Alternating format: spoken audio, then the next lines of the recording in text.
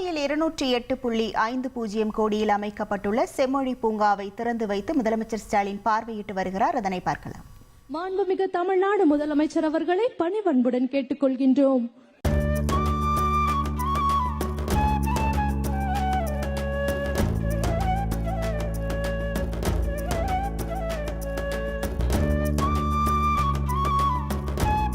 செம்மொழி பூங்காவினை தனது பொற்கரங்களால் திறந்து வைத்து மக்கள் பயன்பாட்டிற்கு அர்ப்பணித்துள்ளார்கள் நம்முடைய மாண்புமிகு தமிழ்நாடு முதலமைச்சர் அவர்கள்.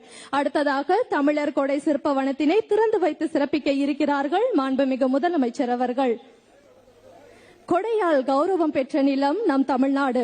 கொடையால் உலகம் வென்றவர்கள், பொன் பொருள் உயிரையே கொடுத்து மக்களை வாழ வைத்தவர்கள் கடையேழு வள்ளல்கள். கடையேழு வள்ளல்கள் சிற்பத்தோட்ட கல்வெட்டினை திறந்து வைத்து சிறப்பிக்க இருக்கிறார்கள் நம் மாண்புமிகு தமிழ்நாடு முதலமைச்சர் அவர்கள்.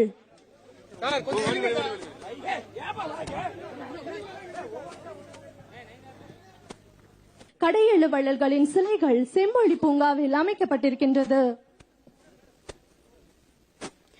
கொடை மற்றும் கருணைக்கு பெயர் பெற்றவர், குளிரால் நடுங்கும் மயிலுக்கு தன் போர்வையை அளித்த போகன் அவர்களின் சிலை, வழிமறித்த முல்லை கொடிக்கு பறவை இடமில்லாததால் தனது தேரையே அதற்கு ஈர்த்த வள்ளல் வேல்பாரி, தன் குதிரையையும் செல்வங்களையும் வாரி வழங்கியவர், உலகத்தார் வியக்கும் வகையில் கொடைகளை வழங்கிய சிறப்புமிக்க மணையான் திருமுடிக்காரி, பாண்டிய நாட்டில் பொதியமலை அருகில் உள்ள ஆயக்குடியை தலைநகராக கொண்டு ஆட்சி செய்த குறுநிலம் அல்ல சிறந்த வள்ளலான ஆய் ஆண்டிரியன், உண்டாரை நெடுங்காலம் வாழ வைக்கும் அதிசய நெல்லிக்கலினை தான் உண்ணாமல் ஔவையாரை மதித்து அவருக்கு கொடுத்த வள்ளல் அதியமான் நெடுமான் அஞ்சி.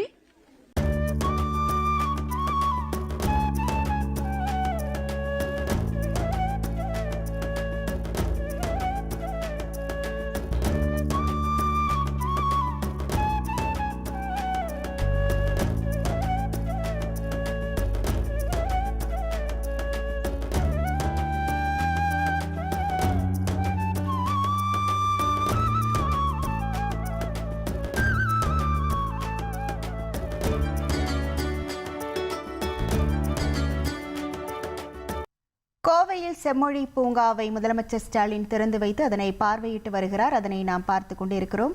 தமிழக அரசின் சார்பில் ரூபாய் 208.50 கோடி மதிப்பில் காந்திபுரம் நஞ்சப்பா சாலையில் உள்ள சிறைச்சாலை வளாகத்தில் 45 ஏக்கர் பரப்பளவிலான இடத்தில் இந்த செம்மொழி பூங்கா மாநகராட்சியின் சார்பில் அமைக்கப்பட்டது.